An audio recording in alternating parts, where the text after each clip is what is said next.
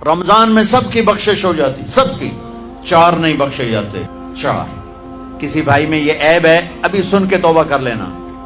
شراب پینے والا، مستقل شراب پینے والا، رمضان میں بخشش نہیں۔ ماں باپ کا نافرمان، ماں باپ کا نافرمان، بخشش نہیں۔ ماں باپ کا نافرمان کے لیے تو میرے نبی نے کہا کہ اللہ ہر گناہ کی سزا موت کے بعد دے گا۔